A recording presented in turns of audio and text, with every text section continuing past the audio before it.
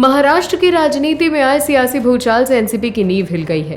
Party इस वक्त दो खेमों में बटी नजर आ रही है। पार्टी के मुखिया शरद पवार भी नहीं समझ पा रहे कि कैसे उनके बेटे अजीत पवार ने उनकी पार्टी में इतना बड़ा खेला कर दिया। महाराष्ट्र की राजनीति में शरद पवार एक ऐसा नाम है जिसने महाराष्ट्र के राजनीतिक चौसर पर ऐसी सियासी चालें चली हैं जिसको देखकर कई विपक्षी पार्टी के नेता भी कह चुके हैं कि पवार चाणक्य हैं। पवार साहब ने कई लोगों को राजनीति में फर्श से अर्श तक पहुंचाया है, तो वहीं दूसरी ओर उन्होंने कई दलों की राजनीतिक हैसियत भी बदल कर रख दी। लेकिन भतीजे की बगावत और पार्टी के भीतर अपने संकट मोचक के धोखे से हतप्रभ हो गए हैं। पवार को जितना अजीत के जाने का दुख नहीं है, उससे ज्यादा प्रफुल्ल के जाने का शोभ हुआ है। पार्टी में पटेल हमेशा से ही पवार के बगल में दिखते नजर आए और हर परेशानी में प्रफुल्ल बगल में खड़े रहे। लेकिन सियासत की जरूरत ने गुरु और शिष्य को दो अलग धुरी पर लाकर खड़ा कर दिया, जिसका शायद ही कभी वापस से मेल हो पाए। क्या है खबर, बताते हैं आपको। राष्ट्रवादी कांग्रेस पार्टी में फूट हो चुकी है, जिसके मुख्य किरदार महाराष्ट्र के नए उप मुख्यमंत्री अजीत पवार हैं। कहा जा रहा है कि यह घटनाक्रम दिग्गज नेता शरद पवार के लिए दोहरी मार की तरह है। एक और जहां उन्हें भतीजे अजीत के ही हाथों बगावत का सामना करना पड़ा, वहीं सबसे करीबी माने जाने वाले प्रफुल्ल पटेल भी उनके खिलाफ आगे बढ़ते नजर आए। राज्यसभा सांसद पटेल को पवार और एनसीपी का संकट मोचक माना जाता है। कहा जाता है कि पटेल ने कभी भी बगैर पवार की अनुमति के कोई भी सियासी फैसला नहीं लिया। ऐसे में ये बगावत सीनियर पवार पर निजी हमले की तरह देखी जा रही है। खुद पवार भी कह चुके हैं, मैं प्रफुल्ल पटेल और तटकरे के अलावा किसी के लिए भी दुखी नहीं हूं। कहा जाता है शरद पवार ही पटेल को राजनीति में लेकर आए थे। उस दौरान उन्होंने गोंदिया नगर परिषद के अध्यक्ष से लेकर केंद्रीय मंत्री तक का सफर तय किया। साल 1991 में उन्होंने पहली बार लोकसभा चुनाव जीता। खास बात यह है कि उनकी हार के बावजूद भी पवार का ध्यान उन्हें राज्यसभा में भेजने पर था। पटेल को एनसीपी में बड़ा संकट मोचक माना जाता है। 1999 में पार्टी के गठन के साथ ही वो लोकसभा और विधानसभा में सीटों के आवंटन और कैबिनेट गठन में बड़ी भूमिका निभाते आए हैं। साथ ही गांधी परिवार और दिवंगत नेता अहमद पटेल के साथ अच्छे संबंधों के कारण महाविकास अघाड़ी को बनाने में भी उनका बड़ा खेल माना जाता रहा। ताजा उदाहरण पवार के इस्तीफे के फैसले का है, जब पटेल ने ही पार्टी में इस विवाद को शांत कराया था। कहा जाता है कि पटेल के मनाने के बाद ही पवार ने इस्तीफा वापस लिया था। महाराष्ट्र की राजनीति में आए सियासी भूचाल के बाद विपक्ष की जमीन दरकती दिख रही है। बीजेपी के खेले से विपक्ष में हड़कंप मच गया है और यूपी के बाद महाराष्ट्र दूसरा सबसे बड़ा संसद देने वाला राज्य है। ऐसे में सियासी खेले से विपक्ष को 2024 को लेकर डर सताने लगा है कि बीजेपी कहीं महाराष्ट्र में क्लीन स्वीप न कर जाए। ऐसे में बीजेपी से 2019 में सत्ता के लालच में अलग हुई शिवसेना उद्धव गुट का भी बेचैनी साफ दिख रही है। शिवसेना पहले से ही दो खेमों में बढ़ चुकी है और अब एनसीपी में भी टूट की वजह से महाविकास अघाड़ी गठबंधन की जड़ें काफी कमजोर हो गई हैं। ऐसे में एमवीए का सियासी भविष्य संकट में दिख रहा है। संजय राउत उल जलूल बयान देकर अपनी बेइज्जती करवा रहे हैं। हालांकि इस बार संजय को करारा जवाब दिया है केंद्रीय मंत्री और बीजेपी के वरिष्ठ नेता नारायण राणे ने। कैसे राणे ने राउत को दिया है करारा जवाब, बताते हैं आपको इस रिपोर्ट में। दरअसल अजीत पवार के बीजेपी के साथ जाने के बाद शिवसेना उद्धव ठाकरे गुट के नेता संजय राउत ने दावा किया कि अजीत पवार जल्द ही राज्य के मुख्यमंत्री बनेंगे। उनके इस दावे पर एक और जहां राष्ट्रवादी कांग्रेस पार्टी के नेताओं का कहना है कि काश उनकी कही बात सच हो जाए, वहीं केंद्रीय मंत्री और बीजेपी नेता नारायण राणे ने कहा कि संजय राउत का दावा गलत है। नारायण राणे ने कहा कि अगले चुनाव तक एकनाथ शिंदे मुख्यमंत्री रहेंगे। जो शामिल हुए हैं उनका हम अभिनंदन करते हैं। इसके अलावा मीडिया से बात करते हुए संजय राउत के बयान पर नारायण राणे ने कहा कि संजय राउत पागल हो गए हैं। वो खुद का और अपनी पार्टी का भविष्य सोचे, हमारी सरकार के भविष्य के बारे में ना सोचे। हमारी सरकार मजबूत है, 2024 के चुनाव होने तक मजबूत ही रहेगी और एकनाथ शिंदे ही मुख्यमंत्री बने रहेंगे। वहीं महाविकास अघाड़ी में टूट को लेकर पूछे गए सवाल पर नारायण राणे ने कहा कि जैसे जैसे चुनाव नजदीक आता जाएगा, महाविकास अघाड़ी के काफी नेता हमारे साथ आ जाएंगे। इसके अलावा विपक्षी एकता पर नारायण राणे ने कहा कि विपक्षी दल कभी एक नहीं हो पाएंगे। राणे ने यह भी कहा कि शरद पवार साहब तो पहले से ही यही बात करते थे कि सब मेरे साथ है, पार्टी मजबूत है, मैं अध्यक्ष हूं। अब उनके ही सामने से सब के सब 40 लोग निकल आए। आज की तारीख में इतना आसान नहीं है पार्टी को फिर से खड़ा करना, और इधर तो सरकार है, दिल्ली में सरकार है, बिल्कुल आसान नहीं है। तो देखा आपने कैसे नारायण राणे ने संजय राउत को करारा जवाब देकर उनकी बोलती बंद कर दी। दरअसल शिवसेना में हुई टूट के बाद से ही संजय राउत ये दावा कर रहे हैं, लेकिन अब तक उनका दावा हवा हवाई ही साबित हुआ है और इस बार भी ऐसा ही लग रहा है। देश के लिए रविवार का दिन सियासी सुपर संडे की तरह बीता। महाराष्ट्र में एनसीपी में ऐसी फूट मची कि पवार का पावर बेअसर दिखा, जिसके बाद कई दौर की प्रस्वार्ता चली, लेकिन इस भगदड़ का असर महाराष्ट्र से लगभग 1500 किलोमीटर दूर पटना में दिखा। इस देश की राजनीति में हमेशा से ये देखने को मिला है कि जो भी बेमेल गठबंधन बनते हैं उसे फूट का सामना करना ही पड़ता है। ऐसा ही एक बेमेल गठबंधन बिहार में भी है, जेडीयू, आरजेडी और कांग्रेस का। अब जैसे ही महाराष्ट्र में फूट पड़ी, नीतीश जी अपने विधायक सांसदों से मिलने लगे कि कहीं अगली बारी उनकी पार्टी की ना हो जाए। नीतीश बाबू का डर इसलिए भी बढ़ गया है क्योंकि पहले सुशील मोदी और फिर चिराग पासवान के बयान ने सुशील मोदी ने कहा कि जेडीयू के विधायक सांसद न राहुल गांधी को स्वीकार करेंगे न तेजस्वी यादव को। पार्टी में भगदड़ की आशंका है। मोदी ने कहा कि जेडीयू पर वजूद बचाने का ऐसा संकट गहरा गया है, इसीलिए नीतीश कुमार ने 18 साल में कभी विधायकों को नहीं पूछा। आज वो हर एक से अलग अलग मिल रहे हैं। लेकिन राष्ट्रीय लोक जनशक्ति पार्टी के नेता रामविलास पासवान के बेटे चिराग पासवान ने कहा कि नीतीश कुमार को भी अपनी पार्टी में फूट का डर है। उनकी पार्टी के भी कई नेता दूसरी पार्टियों के संपर्क में हैं। क्या है खबर, बताते हैं आपको। विपक्षी एकता की कवायद के बीच बिहार में अब तक जेडीयू में टूट होती रही है। करीब दर्जन भर नेता जेडीयू छोड़कर जा चुके हैं। इस बीच विपक्षी एकता को सबसे बड़ा झटका महाराष्ट्र में लगा। एनसीपी शरद पवार के भतीजे अजीत पवार ने पार्टी तोड़ दी। एकनाथ शिंदे के नेतृत्व वाली सरकार में उन्हें डिप्टी सीएम भी बना दिया गया। अजीत पवार ने दावा किया कि एनसीपी के 40 विधायक उनके साथ हैं। अगर उनके दावे में दम है तो महाराष्ट्र के महाविकास अघाड़ी के लिए ये बड़ा झटका है। बीजेपी का महाराष्ट्र में ऑपरेशन लोटस का ये दूसरा पार्ट है। पहले पार्ट में शिवसेना टूटी थी। एकनाथ शिंदे ने शिवसेना विधायकों की बड़ी जमात को लेकर शिवसेना का अलग गुट बना लिया था। फिर बीजेपी के सहयोग से उन्होंने सरकार बनाई। अब एनसीपी से अजीत पवार के जाने के बाद शरद पवार को अपनी पार्टी संभालना आसान नहीं होगा। बिहार में भी इसका असर दिख रहा है। आरजेडी के साथ नीतीश कुमार के जाने के बाद से ही जेडीयू में बगावती स्वर दिखाई देने लगे हैं। उपेंद्र कुशवाहा ने तो इसे ही आधार बनाकर अपना अलग रास्ता चुन लिया।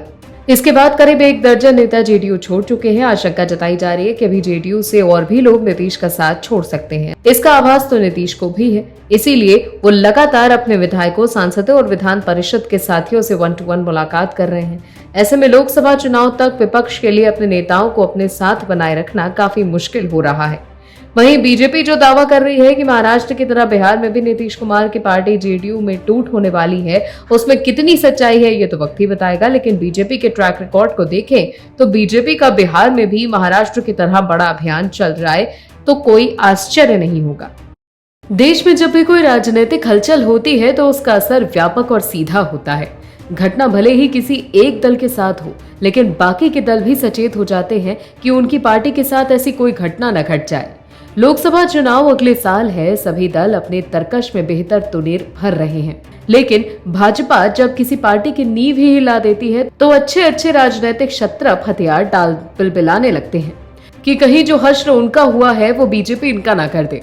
महाराष्ट्र में जिस तरह एनसीपी में भगदड़ मची, उससे कोई भी दल सचेत और डर की स्थिति में आ जाएगा कि कहीं अगला नंबर हमारा तो नहीं। ऐसा ही डर शायद आम आदमी पार्टी को भी लगने लगा है। वहीं विपक्ष के कमजोर होने से आम आदमी पार्टी को यह भी डर सताने लगा कि अगर 2024 एक बार फिर बीजेपी प्रचंड बहुमत से केंद्र की सरकार में वापसी करती है तो मनीष सिसोदिया का जेल से छूटना तो मुश्किल हो ही जाएगा। साथ ही कहीं आम आदमी पार्टी के दूसरे बड़े नेता भी लपेटे में ना आ जाएं, क्योंकि केजरीवाल के साथ साथ संजय सिंह और आम आदमी पार्टी के दूसरे बड़े नेता भी केंद्रीय जांच एजेंसियों के रडार पर हैं। ऐसे में महाराष्ट्र में हुए सियासी खेले से आम आदमी पार्टी भी बेचैनी बढ़ गई है। केजरीवाल से लेकर संजय सिंह की बौखलाहट साफ दिख रही है। आम आदमी पार्टी के राज्यसभा सांसद संजय सिंह को भी लगा, तभी तो उन्होंने आर्थिक राजधानी में जो घटना घटी उस पर राजनीतिक राजधानी दिल्ली में बयानबाजी शुरू कर दी और उनके बयानों से उनका डर साफ झलक रहा है। क्या कुछ कहा संजय सिंह ने, बताते हैं आपको। आम आदमी पार्टी के नेता और दिल्ली से सांसद संजय सिंह ने महाराष्ट्र में रविवार को हुए बड़े सियासी घटनाक्रम पर अपनी प्रतिक्रिया देते हुए भारतीय जनता पार्टी और प्रधानमंत्री नरेंद्र मोदी पर निशाना साधा। संजय सिंह ने कहा कि प्रधानमंत्री नरेंद्र मोदी इस देश में भ्रष्टाचार के सबसे बड़े पोषक हैं। पीएम मोदी ने भ्रष्टाचार पर कार्यवाही की गारंटी तो 2 दिन पहले दी, लेकिन आज चक्की पीसिंग वाले सिंचाई घोटाले में शामिल हजारों करोड़ के घोटाले का आरोप जिस अजीत पवार पर लगा है उसको मंत्री बना दिया। छगन भुजबल जो भ्रष्टाचार के मामले में जेल में रहे उनको मंत्री बना दिया गया। इनका मतलब मोदी जी का एक ही नारा है, जितना मर्जी बड़ा भ्रष्टाचार लूट करो, कुछ भी करो, भाजपा में शामिल हो जाओ, सब पाप भ्रष्टाचार धुल जाएंगे। वहीं अरविंद केजरीवाल ने ट्वीट कर कहा कि कल तक जिनको भ्रष्टाचारी बोलते थे, उन पर सीबीआई ईडी की रेड करते थे, आज उन्हें अपनी सरकार में शामिल कर लिया। शर्म नहीं आई प्रधानमंत्री जी? तो जब प्रधानमंत्री जी कहते हैं एक भी भ्रष्टाचारी को नहीं छोड़ूंगा, उनका मतलब होता है सबको अपनी पार्टी में शामिल कर लूंगा। आपको बता दें, अजीत पवार ने अपने गुट के विधायकों के साथ राजभवन में जाकर महाराष्ट्र के नए डिप्टी सीएम की शपथ ली। इतना ही नहीं, उनके अलावा एनसीपी के 8 अन्य नेताओं ने भी मंत्री पद की शपथ ली है। इससे पूर्व प्रदेश अध्यक्ष छगन भुजबल, दिलीप वलसे, हसन मुश्रीफ, अनिल पाटिल, अदिति तटकरे, धनंजय मुंडे, धर्मराव आत्राम और संजय बंसोड़े का नाम शामिल है। रविवार का दिन विपक्ष और विपक्षी एकता दोनों के लिए खराब रहा। महाराष्ट्र से लेकर बंगाल तक सभी विपक्षी दल एक दूसरे से किनारा करते नजर आ रहे हैं। कोई अपनों से नाराज हो रहा है तो कोई दल विपक्षी एकता को आग दिखा रहा है। सभी का एक ही नारा है, विपक्षी एकता में कैसे अधिक मलाई खाने को मिलेगी। ऐसे में बनने से पहले विपक्षी एकता बिगड़ती दिख रही है। कांग्रेस विपक्षी एकता के सहारे फिर से राहुल गांधी को लॉन्च करने की कोशिश कर रही है, लेकिन इस बार ममता बनर्जी की पार्टी टीएमसी ने कांग्रेस को जोर का झटका धीरे से दे दिया है। ममता दीदी जो पटना पहुंची थी लालू के कहने पर, जैसे ही फिर से वो बंगाल पहुंची, पहले उनके सर से और अब उनके पार्टी के अन्य नेताओं के सर से भी विपक्षी एकता का खुमार उतरने लगा है। टीएमसी के एक और नेता ने विपक्षी एकता को आग दिखाई और कहा कि हम अकेले चुनाव लड़ने में सक्षम हैं। क्या है खबर, बताते हैं आपको। अगले साल 2024 में होने वाले लोकसभा चुनाव से पहले विपक्ष को एकजुट करने की कवायद तेज है। पिछले महीने बिहार की राजधानी पटना में नीतीश कुमार ने एक बैठक बुलाई जिसमें कई दलों के नेता शामिल भी हुए। इस बैठक में पश्चिम बंगाल के मुख्यमंत्री और तृणमूल कांग्रेस की चीफ ममता बनर्जी ने भी हिस्सा लिया। जब विपक्ष को लेकर उनकी पार्टी के सांसद ने एक बयान दिया, टीएमसी सांसद सौगत राय ने विपक्षी एकता को लेकर कहा है कि हम नहीं चाहते कि पश्चिम बंगाल में विपक्षी एकता का प्रभाव पड़े। टीएमसी अकेले ही बंगाल में संसदीय चुनाव लड़ने में सक्षम है और हमें विपक्षी एकता की जरूरत नहीं है। वहीं विपक्ष की बैठक पटना में होने के बाद इसकी अगली बैठक को लेकर कहा जा रहा है कि ये कर्नाटक की राजधानी बेंगलुरु में होगी। शरद पवार जो विपक्षी एकता को लेकर अहम भूमिका निभा रहे हैं, लेकिन अब वो खुद अपनी पार्टी को बचाने में उलझ गए हैं। शरद पवार के पास एनसीपी को बचाने की बड़ी चुनौती है, क्योंकि भतीजे अजीत पवार ने पार्टी के बड़े नेता प्रफुल्ल पटेल और छगन भुजबल के साथ पार्टी पर दावा ठोक दिया है। ऐसे में कहा यह जा रहा है कि जैसे उद्धव ठाकरे के हाथ से शिवसेना गई, वैसे ही शरद पवार के हाथ से कहीं एनसीपी न चली जाए। कुल मिलाकर देखें तो महाराष्ट्र में हुए नए सियासी खेले से एनडीए गठबंधन महाराष्ट्र में कमजोर हुआ है। वहीं बंगाल में ममता बनर्जी कांग्रेस को भाव देने के मूड में नहीं है। इसके अलावा केजरीवाल भी कांग्रेस को आग दिखा रहे हैं। उधर केसीआर अकेले मोर्चा खोले हुए हैं।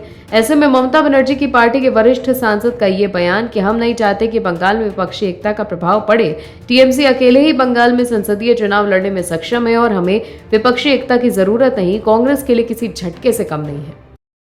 दिल्ली के सीएम अरविंद केजरीवाल जो हमेशा से ईमानदारी का बाजा बजाते रहे, उन्हें कथित भ्रष्टाचार पर रोज खुलासे हो रहे हैं। केजरीवाल साहब कहा करते थे कि देखिए जी, जितने भी नेता हैं उनका विदेशों में घर और बिजनेस है, हमारा तो कुछ नहीं है और ना ही कभी होगा, लेकिन हम ये बताना चाहते हैं कि जिनके हैं उनका भी वापस लेकर आएंगे। लेकिन केजरीवाल साहब की कथनी और करनी में फिर से बड़ा फर्क आ गया। एक दावा जेल में बंद एक व्यक्ति ने किया है, जिसके बाद केजरीवाल साहब के ईमानदारी के दावे कटघरे में खड़े हो गए हैं। जेल में बंद महाठग सुकेश चंद्रशेखर ने मीडिया को पत्र लिखकर मुख्यमंत्री केजरीवाल को घोटालेबाज बताया। सुकेश चंद्रशेखर ने पत्र में आरोप लगाया कि केजरीवाल दिल्ली में कानून व्यवस्था पर सवाल उठा रहे हैं, लेकिन वो खुद घपलेबाज हैं। उनकी टीम के लोग भी घपला करने में लगे हैं। सुकेश आरोप लगा रहे हैं कि अरविंद केजरीवाल उनके परिवार को धमका रहे हैं, उनके परिवार को धमकी दी जा रही है और अगर सुकेश ने अरविंद केजरीवाल, मनीष सिसोदिया और सत्येंद्र जैन के खिलाफ बोलना बंद नहीं किया तो उन्हें गंभीर परिणाम भुगतने पड़ेंगे। उसकी मां को धमकी भरे कॉल्स आ रहे हैं और सुकेश चंद्रशेखर ने केजरीवाल और उसके साथियों के खिलाफ दिए गए अपने बयान वापस नहीं लिए तो उन्हें जेल में खाने में जहर देकर मार दिया जाएगा। पत्र में सुकेश ने कहा कि उसे पता चला है कि केजरीवाल ने अपने साथी मनोज जैन से दुबई में स्थित लग्जरी अपार्टमेंट्स बेचने के लिए कहा है। सुकेश ने आरोप लगाया है कि केजरीवाल ने साल 2020 में ये अपार्टमेंट्स हैदराबाद के फार्मा कॉन्ट्रैक्टर से मिले कमीशन के पैसे से खरीदे थे। ये अपार्टमेंट्स केजरीवाल ने सुकेश के माध्यम से 65 मिलियन दिरहम में खरीदे थे। उसने पत्र में ये पूछा है कि केजरीवाल को अपार्टमेंट बेचने की इतनी क्या जल्दी है कि वो उसे आधी कीमत पर बेचने को तैयार है। सुकेश ने पत्र में लिखा कि एक सप्ताह में यदि केजरीवाल ने ये सच नहीं बताया तो वो अपने और सत्येंद्र जैन के बीच हुए 3 पेज के व्हाट्सएप चैट को वायरल कर देगा, जिसमें जैन केजरीवाल के लिए गए ये अपार्टमेंट खरीदने की बात कर रहे हैं। सुकेश ने कहा कि वो पूरी चैट ईडी को सौंप देगा, जिससे केजरीवाल को भी जेल जाना पड़ सकता है। महाठग सुकेश चंद्रशेखर कर्नाटक के बैंगलोर का रहने वाला है। उसने एक्ट्रेस लीना मारिया पाल से शादी की थी, जो कि इसके ठगी के खेल में साथी भी थी। सुकेश ने bishop cotton boys school Bangalore से पढ़ाई की थी और मदुरै यूनिवर्सिटी से ग्रेजुएशन। बचपन से ही ये बेहद जल्द रईस बनना चाहता था। सुकेश को पहली बार 17 साल की उम्र में धोखाधड़ी के एक मामले में गिरफ्तार किया गया था, जब उसने एक जाने माने वरिष्ठ राजनेता के बेटे के दोस्त होने के दावे करके एक पारिवारिक मित्र को 1.5 करोड़ रुपए का चूना लगाया था। दिल्ली सरकार हमेशा से कहती आ रही है कि हम विकास करने आए हैं, हम दिल्ली वालों की जिंदगी सुलभ बनाने आए हैं, हम विकास के खातिर केंद्र सरकार की मदद करने के लिए हमेशा से तैयार हैं। हमें खुशी होगी कि हम दिल्ली वालों की जिंदगी को आसान बना पाते हैं। और ये सब दावा कोई और नहीं बल्कि आम आदमी पार्टी के नेता और संयोजक केजरीवाल साहब करते नजर आ रहे हैं। लेकिन समय का चक्र और राजनीतिक स्वार्थ ने ऐसी कहानी लिखी कि केजरीवाल साहब और उनकी पार्टी विकास के मुद्दे से भी यू टर्न मार गई। केजरीवाल साहब ने विकास के प्रोजेक्ट के लिए पैसे देने से मना कर दिया, जिसके बाद केजरीवाल साहब की सरकार को उच्चतम न्यायालय से बहुत फटकार लगी। क्या है खबर, बताते हैं आपको। दिल्ली सरकार ने सुप्रीम कोर्ट में कहा कि वो regional rapid transit system project के लिए फंड देने में सक्षम नहीं है। इस जवाब से असंतुष्ट सुप्रीम कोर्ट ने दिल्ली सरकार को फटकार लगाते हुए पूछा कि हमें 2 हफ्ते के भीतर भी बताइए कि आपने पिछले 3 साल में विज्ञापनों पर कितना खर्च किया है। दिल्ली सरकार ने कहा कि उनके पास फंड की कमी है और ऐसे में वो RRTS प्रोजेक्ट कंस्ट्रक्शन के लिए पैसे नहीं दे सकते। जस्टिस SK कौल और साथ ही जस्टिस सुधांशु धूलिया की बेंच ने दिल्ली सरकार से कहा है कि 2 हफ्ते में एक एफिडेविट फाइल करिए। इसमें पिछले 3 फाइनेंशियल ईयर्स के दौरान एडवर्टाइजमेंट्स पर किए गए खर्च की डिटेल होनी चाहिए। बेंच ने कहा कि आप चाहते हैं कि हम ये देखें कि आपके किस फंड का इस्तेमाल कहां पर किया गया है। विज्ञापन के लिए रखा गया हर फंड इस प्रोजेक्ट में लगाया जाना चाहिए। क्या आप इस तरह का आदेश चाहते हैं? आप ही ऐसा करने को कह रहे हैं। ये राष्ट्रीय महत्व वाला प्रोजेक्ट है, आप डिटेल्स फाइल कीजिए। RRTS प्रोजेक्ट के जरिए दिल्ली को राजस्थान और हरियाणा से जोड़ा जाना है। इसके तहत high speed computer based railway service दी जाएगी। रैपिड रीजनल ट्रांजिट सिस्टम के जरिए नॉन पीक टाइम में माल ढुलाई की योजना है। रैपिड रेल रैपिडेक्स 180 किलोमीटर प्रति घंटे की रफ्तार से चलेगी। जब रैपिडेक्स में भीड़ कम रहेगी तब उससे कार्गो पहुंचाने में यूज किया जाएगा। ये सर्विस मेट्रो सर्विस से अलग होगी। मेट्रो में स्पीड कम और स्टॉपेज ज्यादा होते हैं, RRTS में स्पीड ज्यादा और स्टॉपेज कम रहेंगे। इससे NCR में ट्रैफिक और पोल्यूशन में भी कमी आएगी। राष्ट्रीय राजधानी क्षेत्र परिवहन निगम के RRTS के 3 रैपिड रेल कॉरिडोर्स बनने हैं। इनमें से एक RRTS दिल्ली गाजियाबाद मेरठ को जोड़ने वाला एक 82.15 किलोमीटर लंबा रेल कॉरिडोर है। इसके पूरा होने के बाद दिल्ली और मेरठ के बीच की दूरी 60 मिनट से कम समय में पूरी हो सकेगी। इस प्रोजेक्ट की अनुमानित लागत $3,749 मिलियन है। तो आपने देखा कैसे केजरीवाल सरकार को सुप्रीम कोर्ट ने फटकार लगाते हुए एक्सपोज कर दिया। और भी वीडियोस देखने के लिए चैनल को सब्सक्राइब करें और बेल आइकन को दबाएं।